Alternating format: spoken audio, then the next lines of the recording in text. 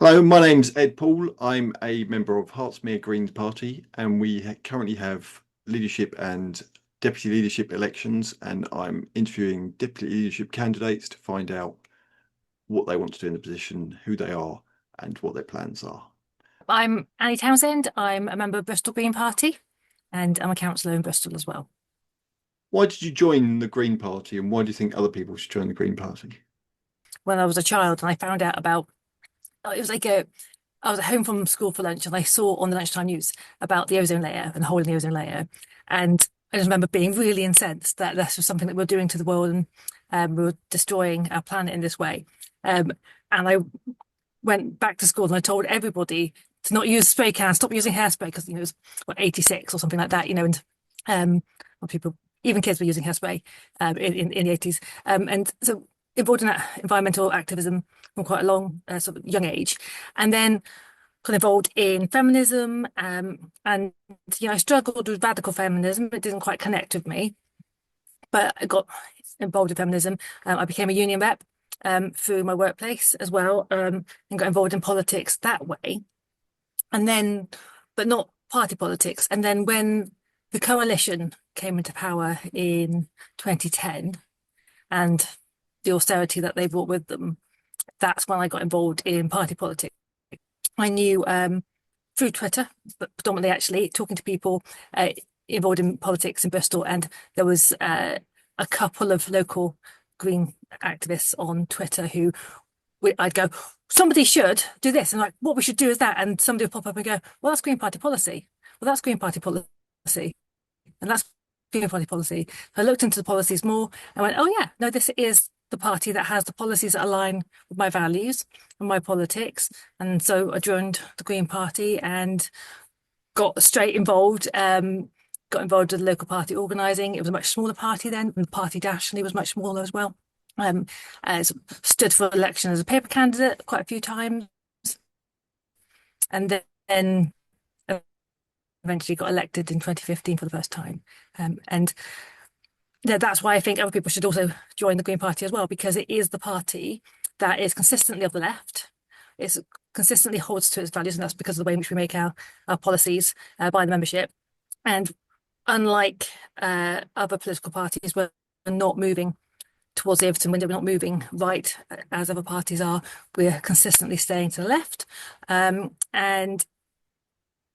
the Green Party is the only party that is actually standing up for social justice as well as racial justice, as well as the climate emergency as well. And so that's why I'm a member, and that's why I'm still a member, and why I think other people should become members as well. How do we balance the need for infrastructure, new infrastructure projects, with protecting the environment? The crucial thing is about the planning, and we need to plan in advance of doing any of those infrastructure projects, how to protect the environment, make an environmental impact assessment that is actually meaningful, speak to people locally, understand what the issues are, work with them to understand the concerns and work with the concerns, and to create an infrastructure that is beneficial for everybody. One of the big ones that we have, and obviously a lot of people have very strong feelings about in the party, is HS2. It is really critical for the North that they have better transport links. It's really important that we don't just put all of the efforts into one railway, but into lots of individual, smaller, localized infrastructure and transport infrastructure as well. And we really have to make sure that we create infrastructure that counters internal flights and airport expansion as well. It's one of the things we've got down in Bristol as well. It's a continuous drive to expand the airport here too. The UK Supreme Court has ruled that for the purposes of the Equality Act 2010, the definition of sex is biological sex, not gender identity. What's your position on that? The Green Party policy is really clear. And it has been and set by members and repeatedly confirmed by members that trans women are women and trans men are men and non-binary identities are valid. Now, the Supreme Court ruling completely erases non-binary people and trans women, trans men rather, as well as intersex people. It's It's unworkable. I mean, there's a huge focus on toilets, which is not very well considered. It's not practical. And more than that, it's dehumanizing, and there's no compassion or empathy in it at all. And I'm very pleased to see that the Good Law Project have launched a judicial review of it, and they've had some success with that already. Last week, I was recording this at the end of June, and the EHRC have actually formally abandoned the single-sex toilet stipulation as well as a result of the Good Law Project's actions, but they've done it very quietly. So they made a big show, and so even a couple of days after that particular abandonment took place, I'm still having conversations at a local government level about how we respond to the consultation, and I've got venues across Bristol City Centre being concerned because for talking decade-old venues where they have a single toilet or a couple of stalls, and they are now feeling like they've got to somehow make additional spaces. It's impractical. And I could go on at some length about the how it's not going to work, but hopefully it will be dismantled. But there's a much wider point to it, which is that it is the slippery slope of attacks on trans people, but then also attacks on cis women who don't conform to gender stereotypes. And the next, there is beginning to be an attack on biological autonomy as well, abortion rights, the maternity rights. It's a slippery slope, and that's one of many reasons why I'm very pleased about what the Good Law Project have been doing to say actually no and pushing back on it, because it's really important that we all push back on it across the spectrum, because it's a slippery slope that we can't let go any further. What do you say when people ask you how we should fund public services and investment? Well, wealth tax is the obvious one, and taxing capital gains more fairly as well.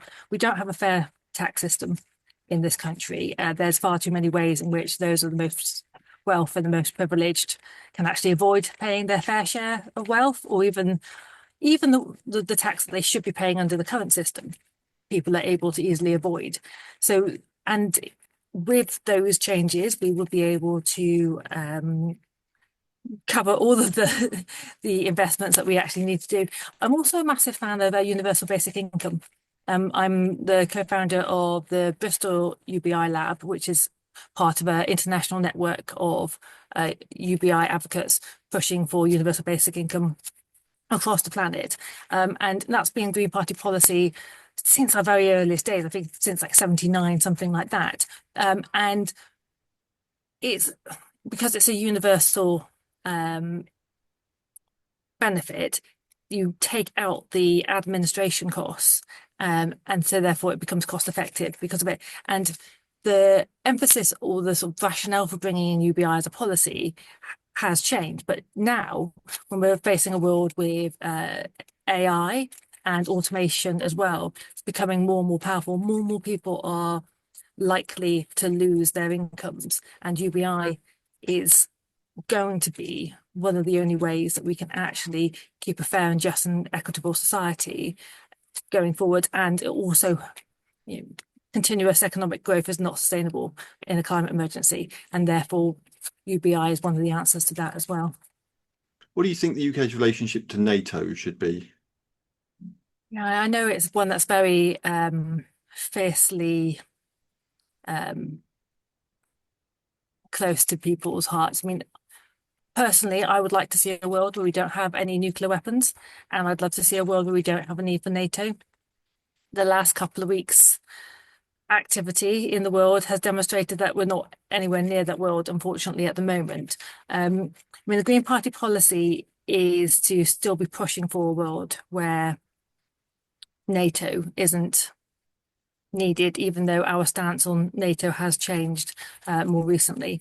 And there's a policy of a commitment to first use of nuclear weapons, which I think is also really important, and also a push to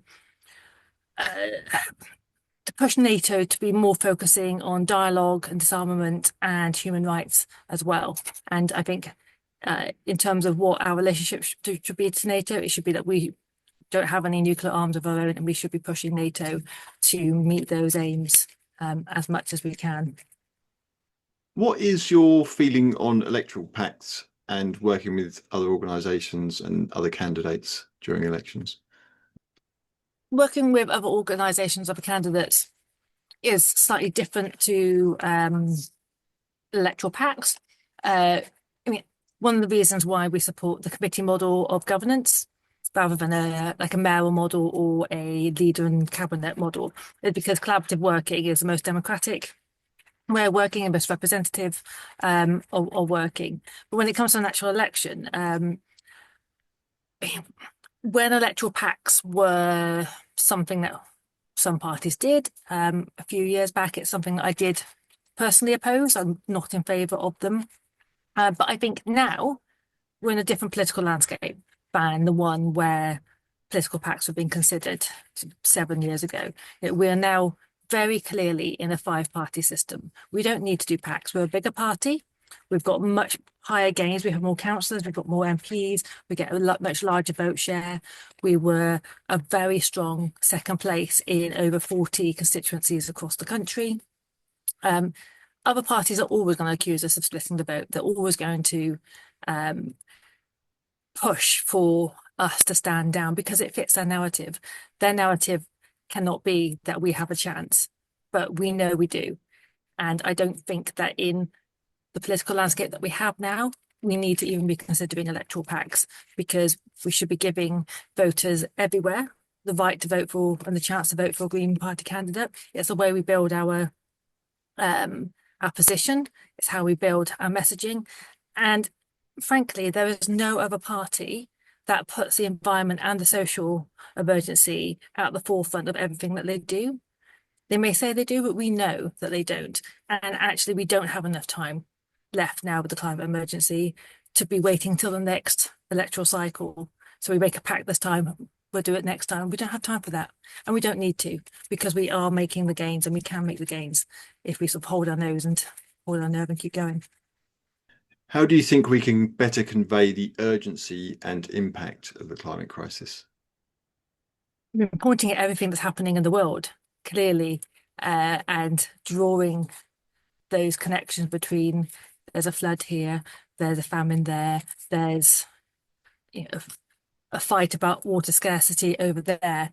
All of those things are part of the climate emergency and the climate crisis. The refugee crisis, it's all part of it. We talk about it and we draw those lines really clearly. Not, oh, well, some people think it could be the climate emergency. Oh, it could be, we don't know. We do know what the causes are of all these things. And we need to name it and we need to say it and we need to say it consistently and continuously. Because if we don't, nobody else is going to. How would you, as deputy, support getting Greens off the ground in areas with little or no Green Party at the moment? Yeah, so the capitations, which is a slightly dry topic, but capitations is basically the money that the National Party gives back to local parties based on the amount of memberships that they have. Now, we haven't had capitations for local parties, for most local parties for a while.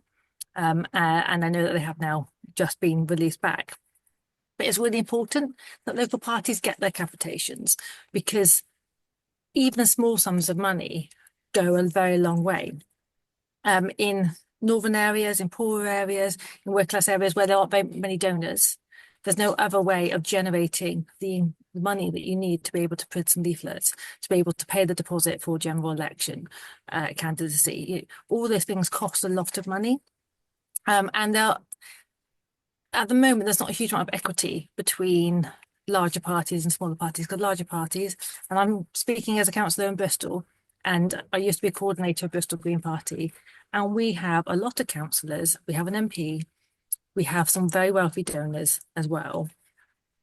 It's not equitable for larger parties to be having more of the capitations than a smaller one, and I would be advocating for smaller parties, especially in the north, where we need to get more councillors elected to have access to their capitations and more as well, and more support for fundraising and a more equitable way of looking at how we fund other parties, because otherwise we get stuck in a vicious chicken and egg situation where you can't get more donors and capitations and support for the party because you haven't got enough councillors, but you can't get any councillors because you haven't got the money to fund it. So we need to find a way of being equitable, and Capitations is one of those ways, is being more equitable with our money and making sure that we do support local parties, especially in the north, especially in working class areas, especially where there are very enthusiastic, great members that just need a little bit of extra support, a little bit of cash. And it's only small amounts of cash. You can do quite a lot on a small amount, but we need to be able to do that in order to then see those gains in the places that we're not quite breaking through yet. We don't have a whip system in the Green Party. How would you manage the difference between your personal views and Green Party policy? Well, I'm quite lucky in that I agree with most of our policies, actually, broadly speaking. I mean, there are always, I mean, we've got a policy in absolutely everything. So I'm sure I can find things I don't agree with, but of all the important stuff, the stuff that comes up, I agree with. And it's really important as well is to understand why we don't have a whip. And the reason why we don't have a whip is because we are supposed to all be theoretically holding a shared value and shared principles and be aligned with the policies that we have, which means that you don't need to be whipped. You don't need to be told what to do by a bully councillor or MP to be told you have to vote this way, you have to vote that way, because the way in which you're being asked to vote, or the way in which the group is going to vote, is in line with our values and our policies. And then they're in line with everybody's values and policies. So you don't have to have that whipping system because we're already there.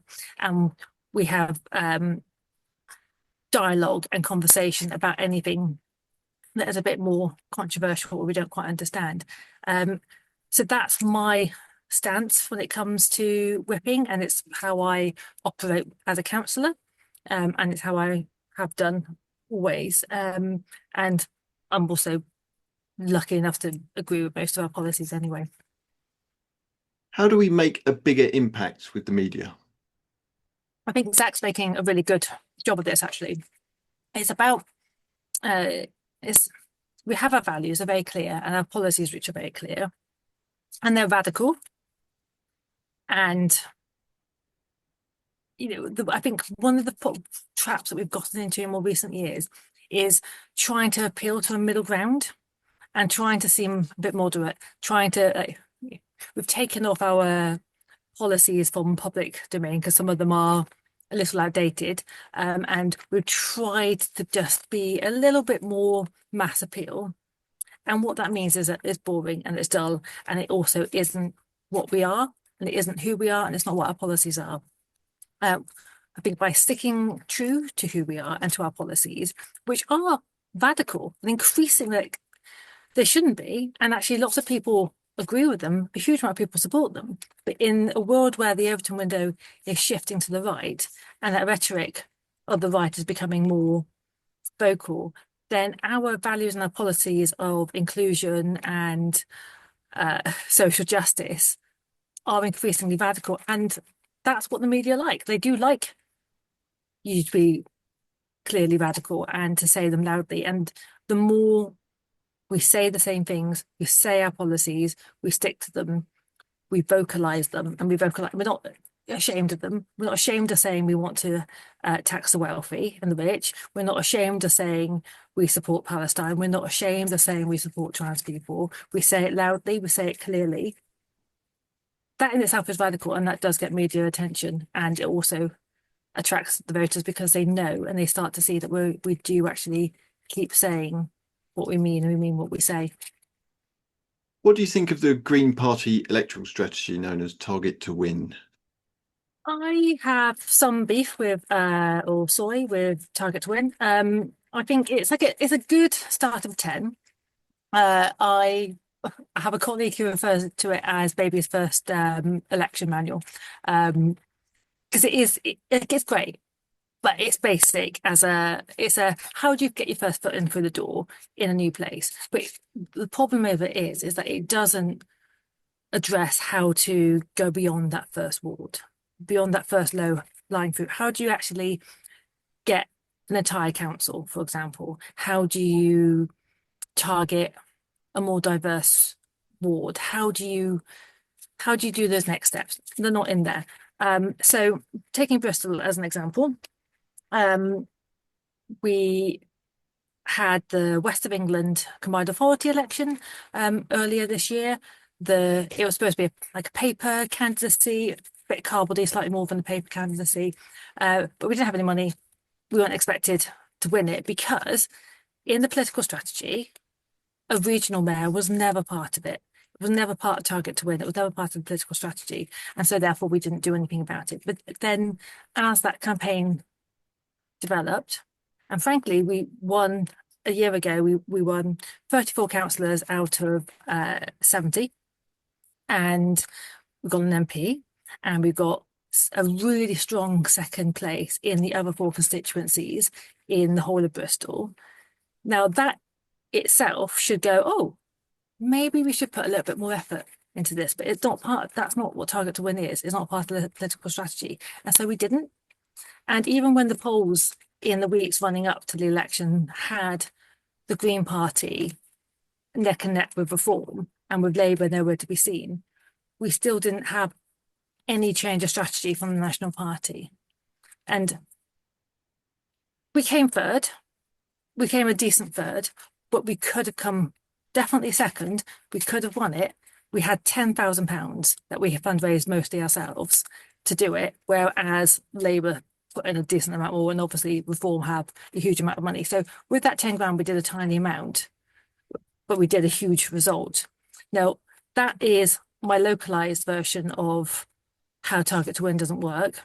And there will be other examples on different scales around the country of where if you actually are responsive rather, and agile to what's happening on the ground and what your canvassing data is telling you, then we could have more councillors. But if Target to Win is telling us, no, we can't do it, and there's no agility to address that and change it, then that's going to limit our growth. One of the other problems I have with Target to Win is that you're only knocking the marked register or registered electors.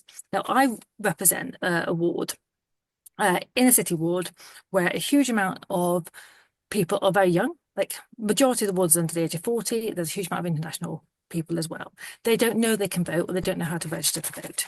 And actually, out of my ward, only 2/5 are registered to vote. Now, if we just knock those people, we are missing 3/5 of the ward, and that's a huge amount of people in a constituency as well. So personally, when I go door knocking and canvassing, I knock everybody, because we know that often people will become loyal to the first party that comes and talks to them and makes that effort to say, hey, this is how you vote, this is what's going on, let me listen to your issues.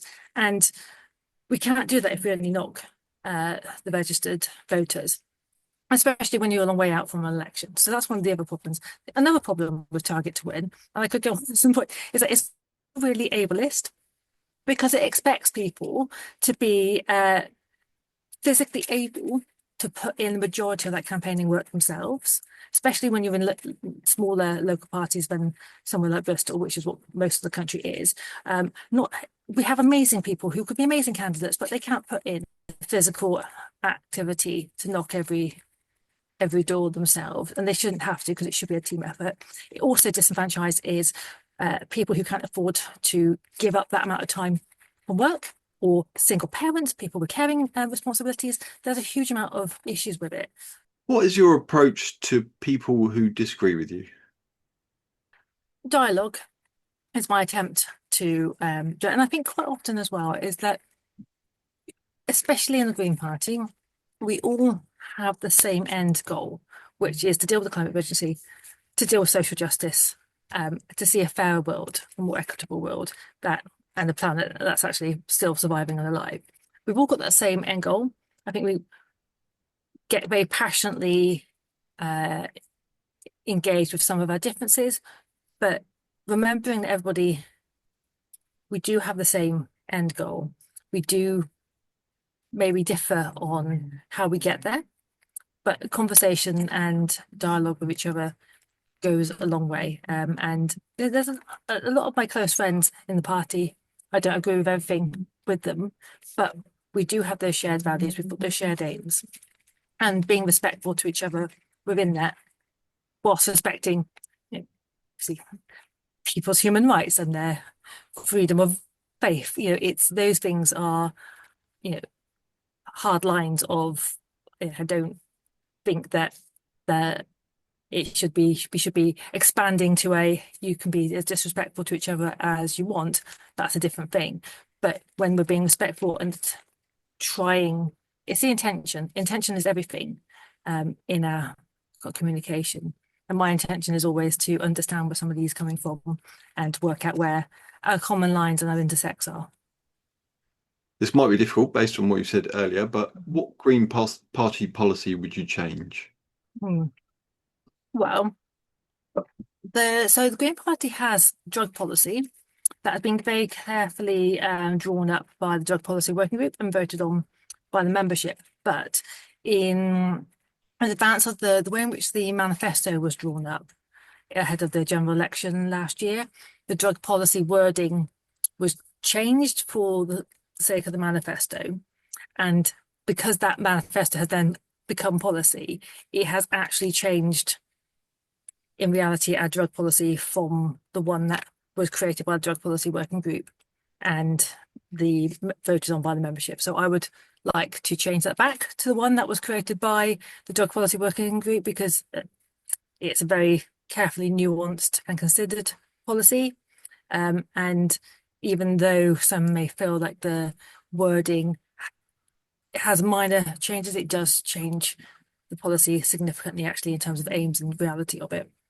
And the other one that I also would like to change is we have a support for population matters, essentially, within our policy, which I find a very anti-global South and the global majority policy. It's quite racist, even though that's not intended to be. But it has racist connotations and social injustice connotations as well. So I would like that particular one to be revisited and relooked at. The Green Party has a reputation for a lack of racial diversity. How do we attract more non-white members and voters to the Green Party? It does. It does have a reputation for not being very diverse and being disproportionately white, and that's because it is, if we're honest about it, especially in some areas more than others. I'm in a city party, so it is more diverse than others, but I am hyper aware that in other places it's not. And I speak to my colleagues of colour from the global majority and ask them what they need to see as different. And what they say to me, pretty much universally, is that they don't always feel listened to and feel heard. And it's a class issue as well. And when we have voices in the party that are used to being heard, and we need to, and to be, get defensive when this question gets asked, and white people in the party need to stop, pause, and listen to what our colleagues from the global majority are telling us about what they're feeling. And what they're often feeling is that their experience isn't being heard, and they feel like they're outsiders, or they're feeling othered. And it's on us all to work to make our spaces be as inclusive as possible. And it can be things as simple as not having meetings in the pub, not having meetings in a place which excludes our Muslim colleagues, for example. And there's lots of parties that will go, and even Bristol will go to the pub after we have an action day. And actually there are lots of ways that we can just make our spaces more inclusive, not just to our Muslim colleagues, but for there's plenty of women who don't want to go to the pub after, or lots of different members who don't want to go to a pub after an action day, for example. And it's about understanding different needs, different people who are different from ourselves. And we also need to make sure that we are more vocal about our policies to address the concerns of the global majority. We know that our policies do address wealth inequality, but do we talk about them enough? Do we talk about them enough in a way that actually addresses the concerns of everyday life, people who are struggling to pay their rent every day? Are we talking about it in those terms? Because when, and disproportionately, those from the global majority are more likely to be economically disadvantaged and therefore harder for them to be able to engage with environmental politics. When we talk to them, when we talk about our policies and our economics and how it applies to everyone's lives, making sure that we make it very clear of how it affects everybody and how it affects them. And then when they tell us their own experiences of it, maybe their experiences are different, maybe they're things that we might think as white people are going to benefit them, they may think it'll feel differently. And to listen to that and not feel to put down our defensiveness and go, okay, so this community, and we've had a quantity of this in Bristol where we have a livable neighbourhood that's being put in the east of the city, which has a high proportion of the global majority living there, some of whom are very concerned about it. Rather than telling them this is the best thing for you, which arguably it may or may not be, is listening to those people, listening to what they're saying, listening to what their concerns are and their challenges, and addressing those directly and engaging with them because they're real and they're meaningful and they're not to be dismissed. Because when you start listening to people and hearing them properly and doing active listening, then that's when we bring everybody on side and that's when we get more members. But telling people what's best for them is never a technique that ever works because it's not effective and it's that's where you're othering people. How can we reassure disabled people that the Green Party is listening to them? I think it starts by listening to our own disabled members, because quite often uh, members tell me that they don't always feel like they're able to access spaces and campaigning the same way as able-bodied members. So it's simple things like making sure we have accessible venues, and that can be for when we have our meetings and when we have our socials, and that can be flat access is an obvious accessibility need, but also things like how does the sound work? Is this space going to be really overwhelming for some members? Is it going to be too cramped? Is it going to be too noisy? If we're going to have a meeting that has breakout sessions within it, can everybody hear what's happening? Or when the whole room's full of people talking around little tables, is it going to be too much of a sensory overload for other members? So it's things like that. Conference, we've got a really great conference team that does have people with disabilities part of it, which have been great at spearheading the accessibility for conference. But I think conference could always do more support to make sure that accessibility for all different members is kind of front and centre. We've got some really good working groups within the party. We've got disabled Greens and disability Greens, and we've got the disability working group, and I'm a member of those. One thing I've noticed with that is, our different special interest groups, they're not all, there's not equity in terms of making sure that all groups are able to be heard and functional as they should like to be, and the sort of disability special interest groups could definitely do with more admin and tech support, because the very people for whom those groups are aimed at tend to have less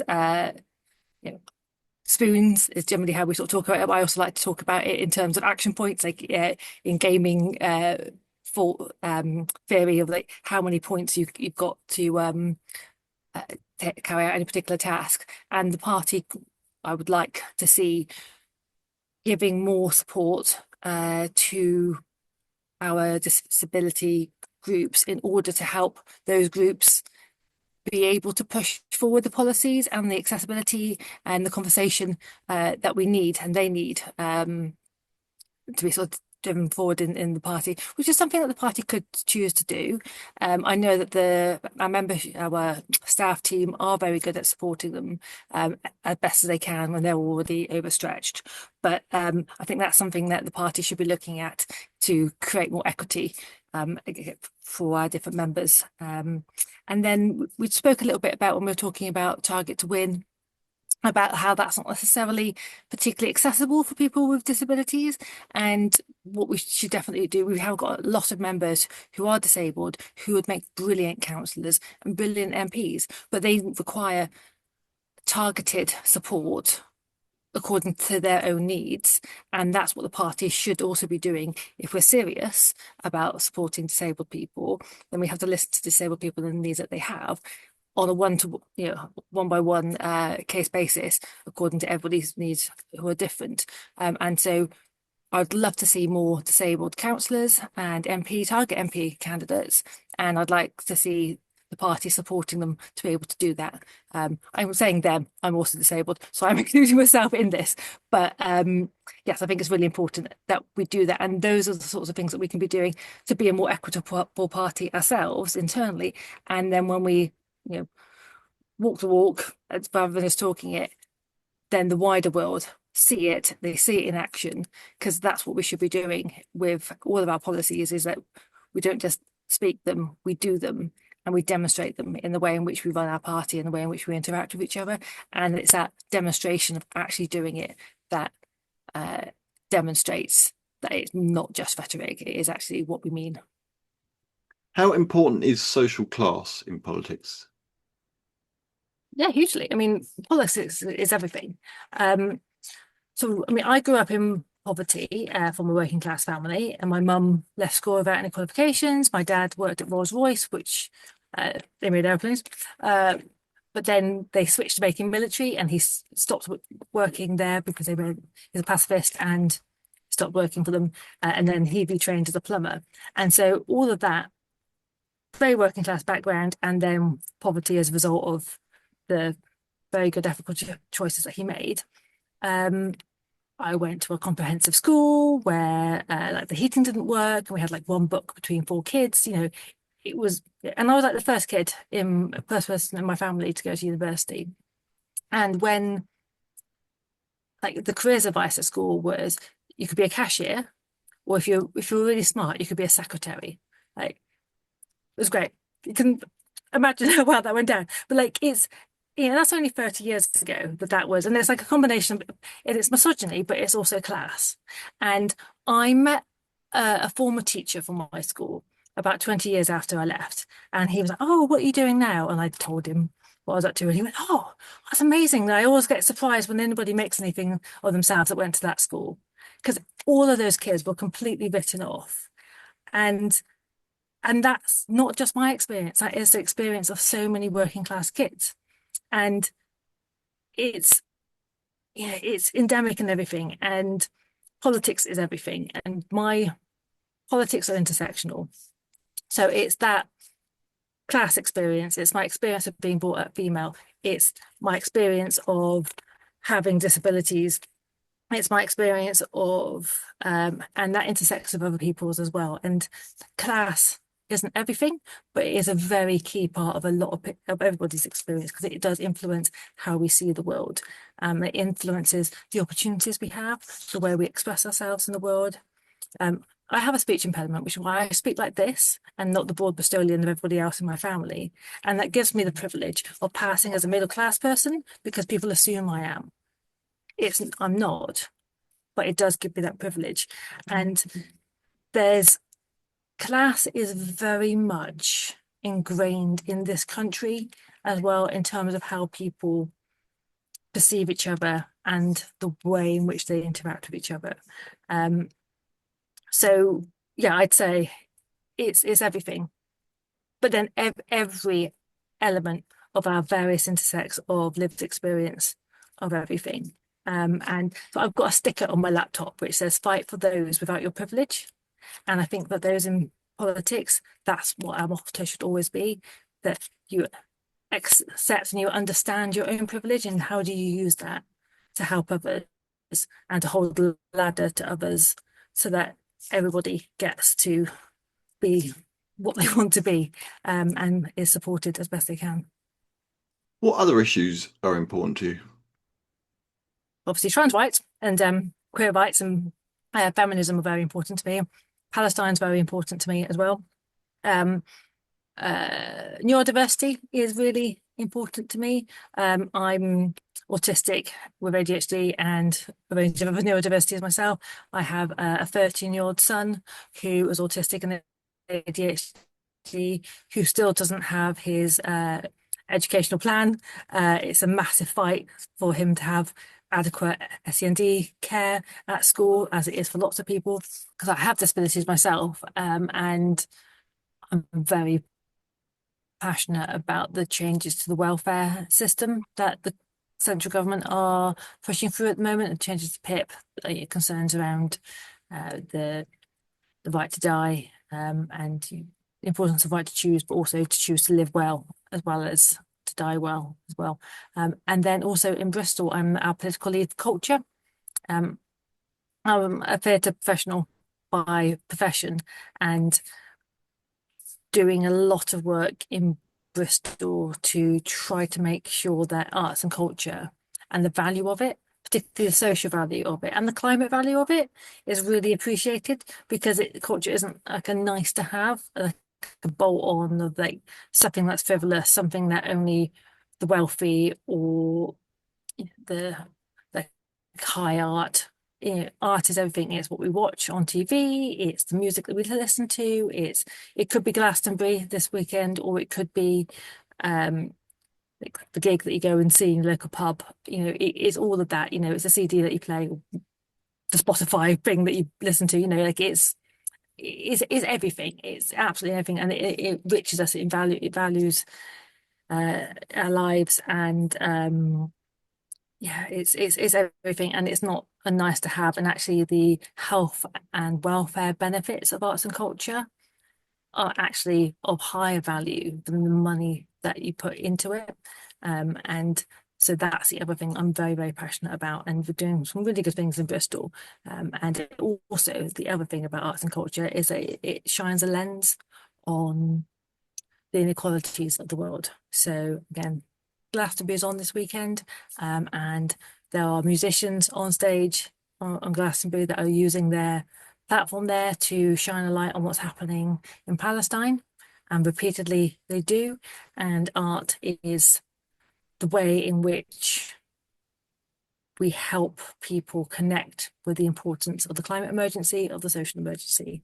That's one of the many reasons why right-wing and fascist governments always cut arts and culture funding and infrastructure as one of their first actions, because it is the thing that actually highlights what they're doing. And that's one of the other reasons why I'm passionate that we defend it and enable it as best that we can. Why do you think you should be deputy leader of the Green Party, and what will you do if you're elected? So I mean, I've been a member for about 15 years now. I got involved in the Green Party itself nationally, and when Bristol Green Party was really small, much smaller than now, before the surge of 2015 with Natalie. I've helped Bristol build up to what it is now. I've held lots of different roles across the party.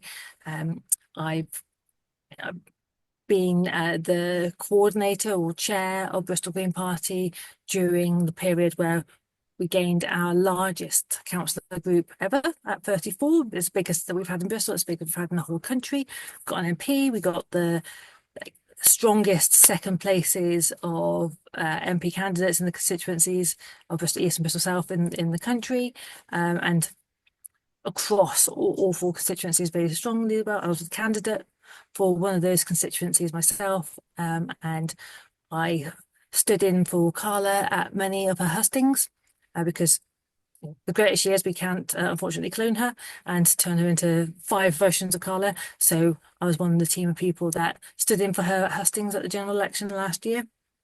I'm one of Bristol's longest serving councillors and one of the country's longest serving councillors. I'm on my 3rd term.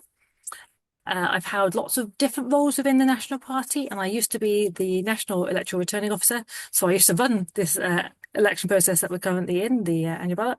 And I've been involved with lots of different special interest groups through that as well, and lots of regional parties and local parties, helping them run their elections, helping them be as smooth and supported as possible. So I've got a really good understanding of how the party works. I think that's really important for this role, because I've got a very clear understanding of what the role can and can't do, but I also understand how the party works. In my professional work, I'm known for being a really calm and supportive leader, and I ensure my teams work to their strengths and their enthusiasms. And to my core, I'm embody Green Party values, and it is about something really tragic. It is, my entire being and my entire life has ended up being very much focused on the Green Party. I'm very good at, and I've got lots of experience talking to the media and good relationships locally. And I think I can marry up the values and media performance as well as representing a demographic that we have not had representation in for a long time, in national politics, but also in Green Party politics as well. So there's a representation issue element, and there's a values element as well. And I think hopefully I'm the full package of what we want in the Green Party to be representing us. And so I'd be really honoured if I was elected deputy leader. Brilliant. Thanks very much. Thank you. Also, look at my mug. This is my little I got this mug in 2015. Do you remember when Labour did that standing up against migration mug about 10 years ago? Yeah. And the Green Party brought out this mug in exchange. I still use it, but every time I use it, I'm like, oh God, if it gets broken, I'll be really upset. But I love it.